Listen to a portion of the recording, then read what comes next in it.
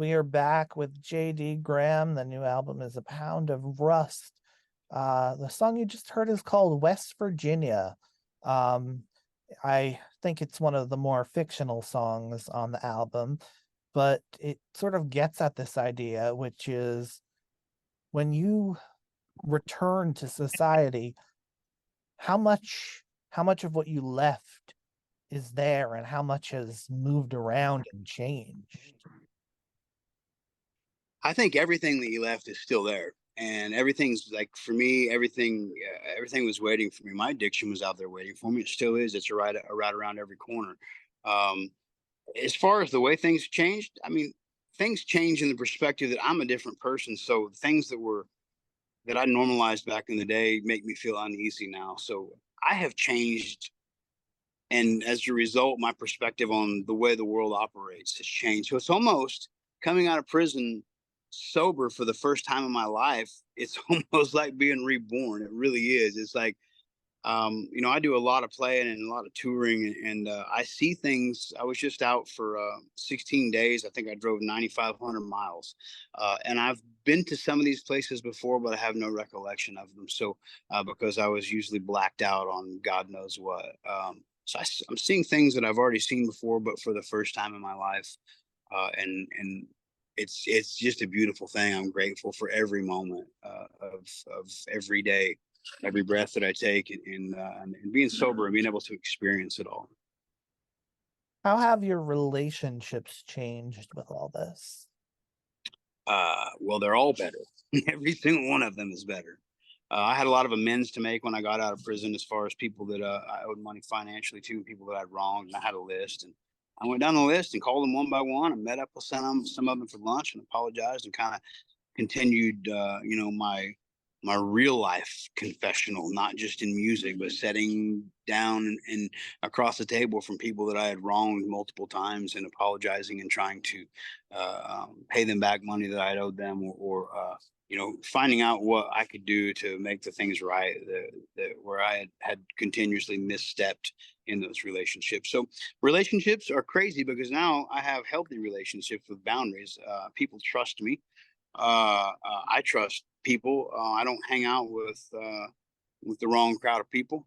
I'm not afraid to go into the wrong crowd of people and find people that want help, but I don't have boundaries against like who I spend my time with, I guess is what I would say. But man, I'm a better dad. I'm a better husband. I'm a better son. I'm a better brother.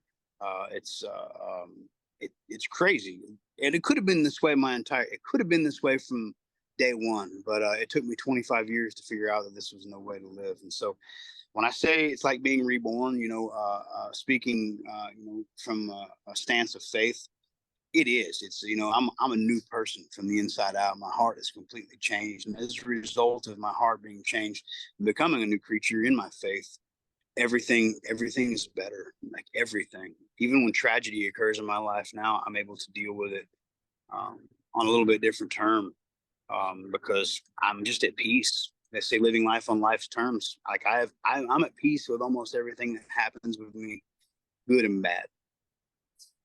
I'm happy for you, and I'm happy that all those people in your life who I'm sure who have wronged a few times were waiting there for you and ready to hear you making amends. Yeah, and I would say 99% of them were. There's still a couple people out there that either I haven't found or are not ready to mend that relationship, and that's to be expected. If you have a 99% success rate with the amends that you make, I think that's pretty good. When you can't, everybody heals on their own terms, and I've done some terrible things to some really good people, and I don't deserve their forgiveness, or I don't deserve the relationships to be rebuilt. So when they are, and I do get that forgiveness from them, and the relationship is rebuilt and healthy now, I'm extremely thankful for those moments.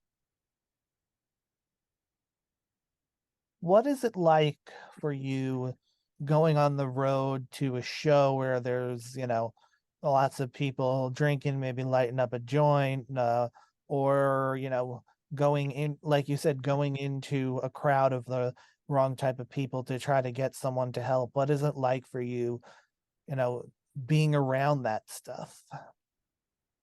It's because I'm so comfortable and so rooted in my faith and sobriety that stuff is easy. Like I don't have any cravings like whatsoever, no matter what I'm around, right? So I mean, there's a place in Phoenix called the Zone where a big part of the homeless population lives, and it's like a square mile. It's a rough area, and I go down there and hand out pizzas and talk to people and see if there's anything I can do to help folks. And I have some friends that own some recovery centers and stuff. And I try to just tell people my story in hopes that it may inspire them, and they may know and let them know that there is something better than the life they're living. And because I've had so much experience there, I can they can identify with what I'm talking to. And I'll bring a guitar with me down there and I'll play songs like A Pound of Rust and Razor Wire Sunrise. And I believe music is a conduit to the heart. And like when I go speak in recovery centers and halfway houses and things like that, I always open with A Pound of Rust because I want these people to know where I came from through a song. And typically, like whenever I was going through like 12-step program and stuff, we'd have guest speakers and things like that. Everybody be like, oh, great, another guy that's going to come tell us how much sobriety he's got. So I tried to change that up a little bit. And I found that opening my talks with a song um, makes people, it opens their hearts, minds, and ears to hear the message that I'm trying to give to them. And it's really cool. I mean, I don't know why more people aren't doing this in recovery because music is a healer. And there are people that are completely closed-minded and closed off and isolated and secluded from the world. And music breaks those walls down, and like at least they'll listen. After that, to what you have to say. And so I found that to be a very good method of opening the hearts and minds of guys. But as far as drugs and do I crave them? Absolutely not. I'm kind of repulsed by the thought of anything. I'm glad to hear that. Um, Thank you so much for being so open and talking to me about all this. Oh, you're welcome, man. I always end my interviews by asking the guests to pick a song by another artist, and I give them a little prompt. And for you, for someone who wrote something like A Pound of Rust, I wanted you to tell me about a song that's confessional that you think is worthy of a spin. Well, I was thinking about this earlier, and I listen to a lot of music. I probably listen to 3 to 4 hours of music a day. I do a lot of driving, and the one that's like really stuck with me right now. Well, there's two, but the first one is a song by Vincent Neil Emerson called "Learning to Drown," and it's just such a powerful song. It really talks about losing a loved one to suicide and thinking about doing it yourself, and it's just a really powerful song. It's to me it is. Now it may not be to anybody else. I like sad songs, right?